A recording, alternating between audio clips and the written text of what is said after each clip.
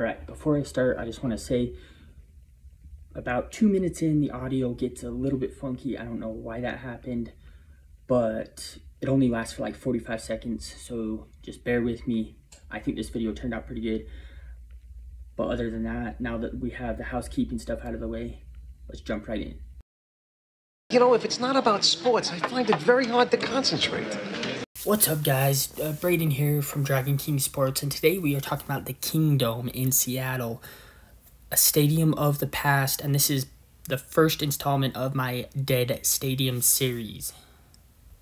The Kingdome can trace its origins back to 1959 when Seattle restaurant owner David L. Cohn wrote a letter to the Seattle City Council suggesting that a covered stadium might be useful to attract a major sports franchise because at this point, Seattle had never had a major sports franchise.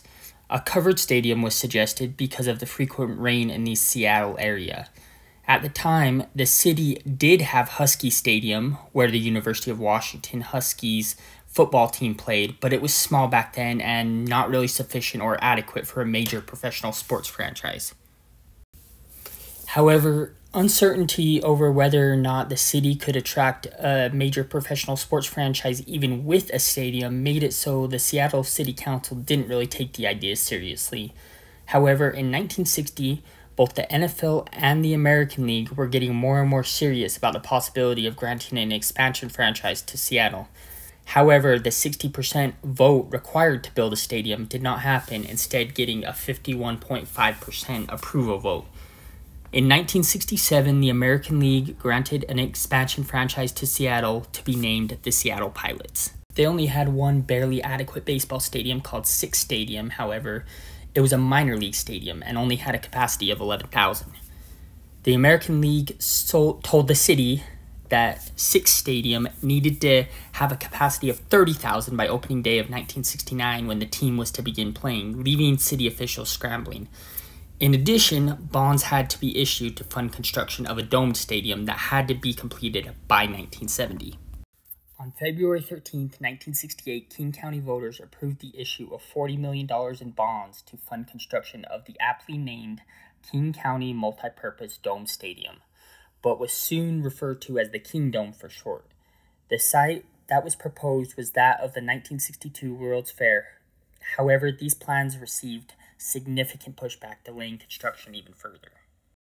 The Seattle Pilots began play as scheduled in 1969, but Sick's Stadium was nothing short of a headache for fans, media, players, and visiting teams. The Pilots had a season attendance of 677,000, which was barely enough to break even financially.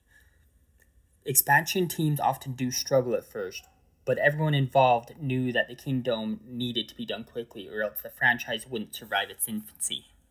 It became apparent after just one season that Sick's Stadium was unsuitable even for temporary use, and shit hit the fan when the Pilots ownership group declared bankruptcy and stadium plans were still in limbo. In May 1970, King County voters rejected the proposal to build on the site of the World's Fair, causing city officials to look elsewhere for other locations. From 1970 to 1972, the search continued, with the city commission evaluating other sites. Meanwhile, the Pilots were purchased by another ownership group, and they were moved to Milwaukee and changed their name to the Brewers. This team still exists to this day, Milwaukee Brewers. You know them, you love them.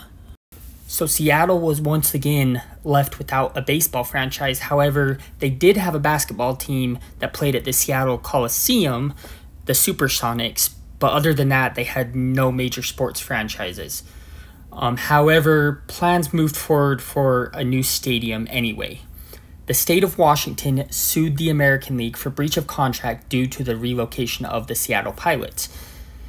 While this was happening, the commission proposed that the Kingdome be built adjacent to Pioneer Square and the International District, and that was a site that caused quite a bit of backlash from the residents of the International District community, a lot of them fearing that the construction efforts would impact businesses that were in the area. However, the site was approved by the city council, and a groundbreaking ceremony was held on November 2nd, 1972.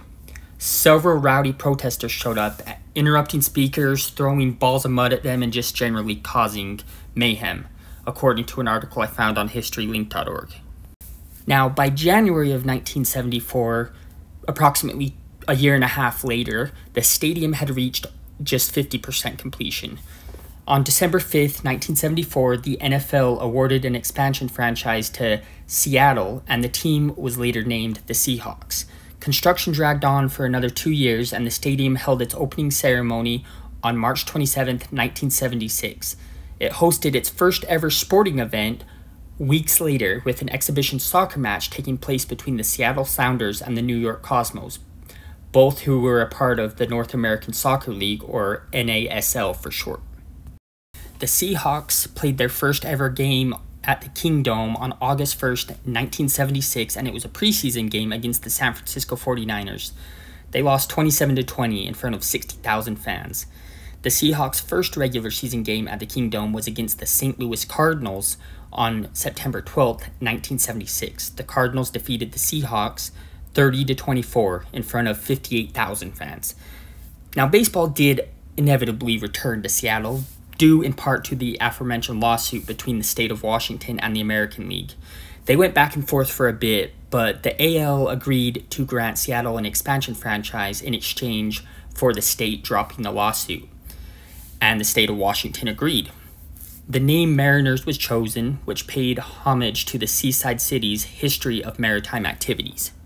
The Mariners played their first ever game at the Kingdome on April 6th, 1977 against the California Angels.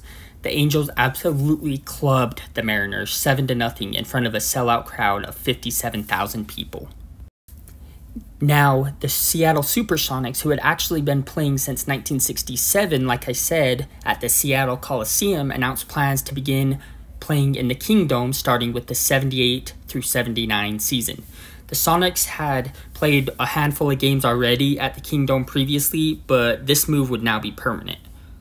It wasn't long before problems with the playing surface began to present themselves for the football and baseball configurations. Like other indoor stadiums of that era, the Kingdome utilized AstroTurf as its playing surface for both football and baseball games.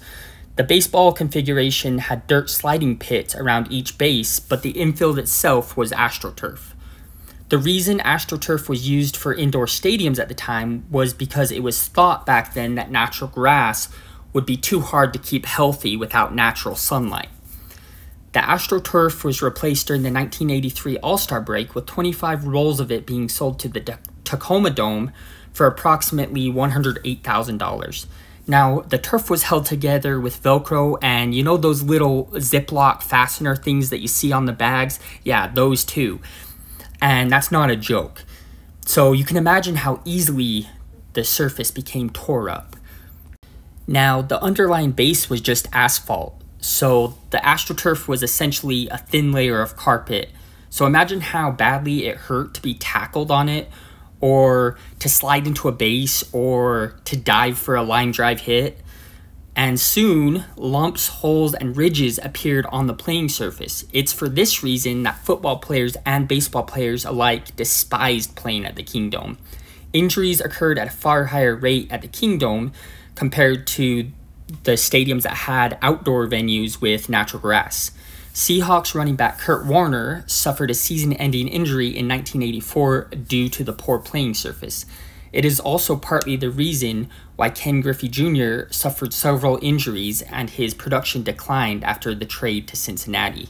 By the 1980s, the Sounders and Sonics had both quit playing at the Kingdome, which caused financial strains due to around 50 or so days per year where the venue sat empty. By the 1990s, multi-purpose stadiums were starting to be phased out, and due to that, the Kingdome fell out of favor with both the MLB and NFL. Both the Seahawks and Mariners ownership groups agreed that sharing a venue was becoming increasingly less feasible. Now, there were no prominent luxury seats at the Kingdome, which was a big moneymaker for a lot of these professional sports franchises, and so a lot of the ownership groups were looking to build a new stadium or just sell off the team entirely. The Mariners were eventually put up for sale, and Nintendo president Hiroshima Yamauchi purchased the team on June 10, 1992. Almost immediately, plans began to construct a new venue for the Mariners. In March of 1994, King County Executive Gary Locke appointed a committee to look into the Mariners' need for a new stadium. Now, the playing surface wasn't the only problem the Kingdome had. The roof was a problem from the beginning because of a flaw in the way it had been designed. Basically, due to a limited budget, architects had the roof's acoustic ceiling tiles serve a dual purpose as forms to pour concrete over the roof sections.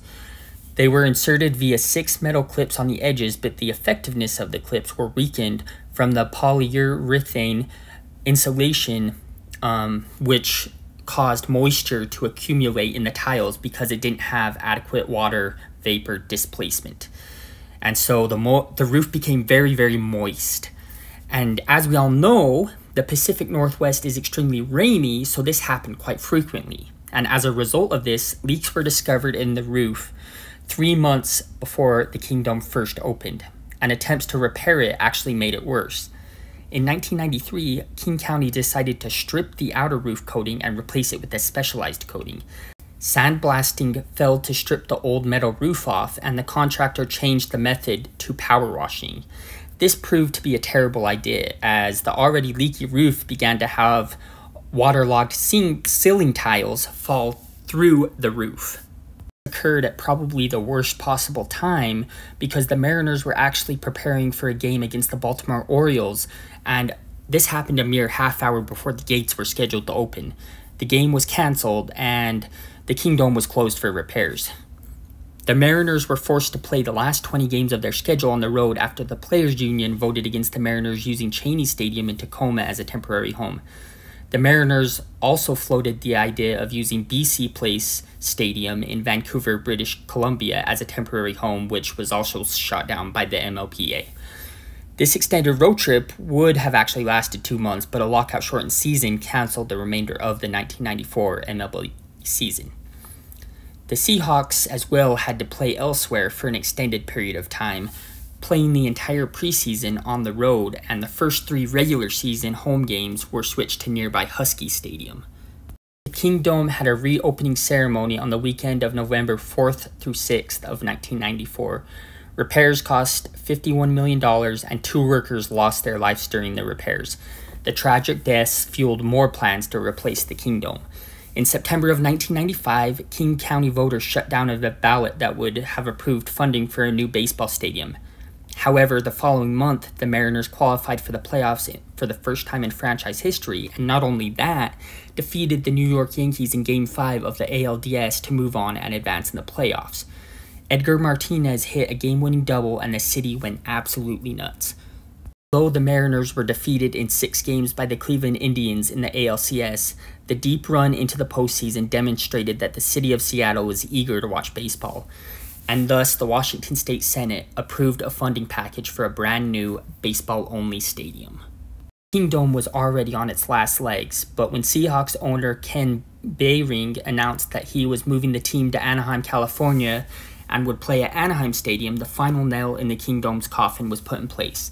The Los Angeles Rams had recently moved to St. Louis, and the Los Angeles Raiders had moved to Oakland in 1994, meaning one of the largest sports markets in the United States had no NFL team. Behring even moved the team's headquarters to Anaheim, but he could not proceed forward with the move due to the fact that the Seahawks had a lease with the Kingdome that would not expire until 2005. In frustration, Behring decided to sell the team. He found an interested party in Microsoft co-founder Paul Allen. However, Allen said a new stadium would need to be built as a condition of the purchase. Funding was lined up, and in 1997, plans were made to demolish the Kingdome and build a stadium on the same site. Allen officially purchased the team, and the Kingdome's fate was sealed. Construction on the Mariners' new home began in 1997, and 2 years later, the final baseball game was played at the Kingdome, a 5-2 victory over the Texas Rangers. They played their first game at their new stadium, named Safeco Field, now known as T-Mobile Park, 3 weeks later on July 15, 1999. Meanwhile, the Seahawks once again played temporarily at Husky Stadium for 2 seasons following the 1999 season. Preparations were made to demolish the Kingdome. During preparations, a skateboarder disguised himself as a construction worker climbed all the way to the roof and skated it while 2 friends filmed him. The demolition crew wasn't amused, to say the least, and tighter security measures were implemented. On the morning of March 26, 2000, at approximately 8:30 a.m. Pacific Standard Time, the Kingdome was demolished via controlled explosion. It was just 1 day shy of its 24th birthday. The Kingdome was the first domed stadium to be demolished in the United States. It was also covered live on ESPN Classic. The Seahawks' new home, called Seahawks Stadium, now known as Lumen Field, opened on July 20th, 2002. A few things of note that I find interesting.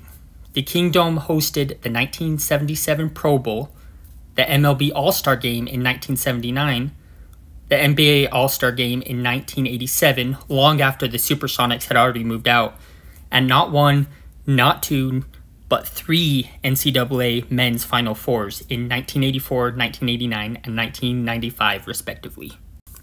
The Kingdome was mentioned by name in hip-hop artist Macklemore's 2011 song, My Oh My, and the accompanying music video has footage of the Kingdome's demolition. They lit up that ceiling in the Kingdome. We had just made history. The Kingdome has been portrayed in video games as well, most notably in the MLB The Show series. It's also been featured in Gran Turismo 2, Gran Turismo 3, and Gran Turismo PSP, among others. The Kingdome also made a cameo in the 2007 video game World in Conflict, where it was destroyed by the Soviet army during a Soviet invasion in an alternate timeline. Parker, you give it a try. Clear the LZ at the Kingdome so our choppers can get the civilians out of there. Spotted several anti-air batteries there as well. I'll abort the evacuation then. Those civilians will have to fend for themselves. Yes, sir. APC moving out. Overall, the Kingdome, despite its many flaws, holds a special place in the hearts of many Seattle sports fans. I'd be lying if I said I wasn't a little sad when I got to the part about the Kingdome's death and felt some sort of sentimental attachment to it, despite never having lived in Seattle or even having cheered for any Seattle sports team. However, the Kingdome will continue to live on in the minds and the memories of those who attended games there, worked there, and played there. With that, I'm out. Please leave a like if you enjoyed the video, subscribe if you have not already, and peace out. I used to sit with my dad in the garage. The sawdust, that pine sol in the moss. Around every spring, when the winter thaw, we'd huddle around the radio, twist the broken knob. 7:10 a.m., no KJR. Dave Niehouse's voice would echo throughout the yard. Couldn't have been older than 10, but to me and my friends, the voice on the other end might as well have been God's.